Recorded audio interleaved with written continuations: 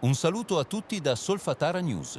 Se siete appena arrivati sul canale, fermatevi un attimo e ascoltate bene. Quello che stiamo documentando giorno dopo giorno nei Campi Flegrei non è qualcosa di statico. Non è qualcosa che si può capire con uno sguardo veloce. Qui parliamo di un sistema vulcanico vivo, in continua evoluzione, dove ogni variazione può essere il segnale di qualcosa di più profondo. Noi siamo sul territorio ogni giorno con i nostri droni per mostrarvi immagini reali, senza filtri e senza interpretazioni addolcite. Prima di entrare nel cuore di questo aggiornamento, vi ricordiamo che è attiva la nostra raccolta fondi per installare un sismografo professionale accanto alla webcam attiva 24 ore su 24 sulla fumarola di Pisciarelli.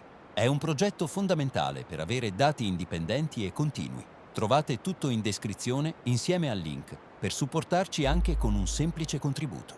In una situazione come questa, anche il più piccolo gesto può contribuire a fare chiarezza.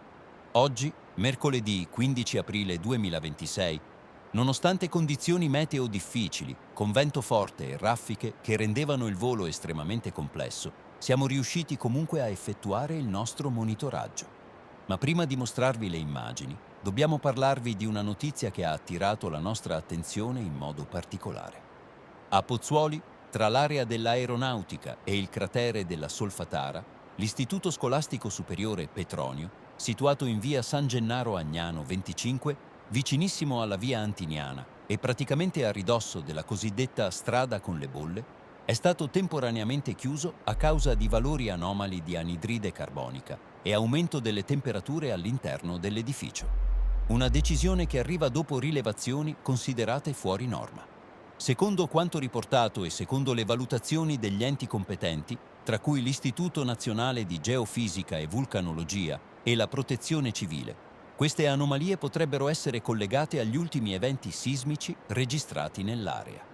Ed è giusto dirlo, noi non siamo scienziati, non siamo tecnici istituzionali, ma c'è un punto che non possiamo ignorare. Noi osserviamo ogni giorno e quando osservi ogni giorno inizi a vedere collegamenti, cambiamenti, segnali che, messi insieme, raccontano una storia diversa, una storia che non può essere liquidata con semplici ipotesi. Il bradisismo nei Campi Flegrei è un fenomeno estremamente complesso e soprattutto imprevedibile. I gas e i fluidi nel sottosuolo non seguono percorsi fissi, cambiano direzione, si accumulano, trovano nuove vie di fuga. E quando questo accade, le conseguenze in superficie possono essere improvvise. Se in un edificio situato in prossimità del cratere si registrano aumenti di temperatura dal basso e concentrazioni anomale di gas, la domanda è inevitabile. Cosa sta accadendo sotto?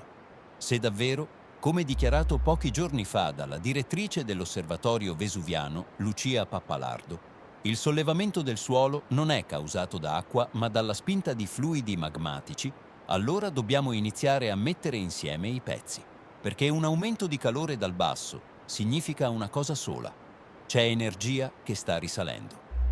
E oggi, durante il nostro monitoraggio, abbiamo osservato qualcosa che ci ha fatto riflettere ancora di più. Siamo partiti dalla fumarola Bocca Grande, nel cuore della Solfatara. Quella che normalmente è la più attiva, la più potente, oggi si presenta in modo completamente diverso. Degassamento ridotto, vapori deboli, pressione visibilmente più bassa rispetto ai giorni precedenti. Un cambiamento netto e qui entra in gioco la logica. Se una delle principali vie di sfogo dei gas si calma improvvisamente, dove stanno andando quei gas? La distanza tra Bocca Grande e l'istituto scolastico è di poche centinaia di metri. E se quei fluidi avessero trovato un nuovo percorso proprio in quella direzione, non è una certezza, ma è una possibilità che non può essere ignorata. Abbiamo misurato la temperatura della fumarola e oggi registra 184,7 gradi centigradi e, nonostante la riduzione visiva del degassamento, i valori restano elevati. Questo significa che il sistema non si sta raffreddando, sta solo cambiando comportamento. Successivamente ci siamo spostati nella zona della fumarola Pisciarelli e qui lo scenario è completamente opposto. Pressione altissima, vapori violenti, continui, carichi di energia e soprattutto un dettaglio che non può passare inosservato. La pozza di fango che ieri appariva quasi completamente svuotata, oggi è di nuovo piena. Questo indica un ritorno improvviso di fluidi. Un sistema che si svuota e si riempie nel giro di poche ore non è stabile. È dinamico. E quando è dinamico è anche imprevedibile. Le temperature che abbiamo rilevato restano su valori molto alti, senza segnali di diminuzione. E nella fumarola Pisciarelli oggi abbiamo misurato 107,3 gradi centigradi. Questo, unito alle variazioni nella distribuzione dei vapori, suggerisce che qualcosa sotto la superficie sta cambiando rapidamente. E allora torniamo alla domanda iniziale. Se sotto quella scuola si stanno accumulando gas e calore, possiamo davvero permetterci di parlare solo di ipotesi? Perché qui non parliamo di strutture qualsiasi, parliamo di centinaia di ragazzi. E quando c'è anche solo il dubbio che qualcosa non sia sotto controllo, il rischio diventa reale. Vogliamo anche rispondere a chi ci accusa di essere irresponsabili, di vivere o operare su un territorio pericoloso. Questo territorio è abitato da centinaia di anni, regolamentato, studiato.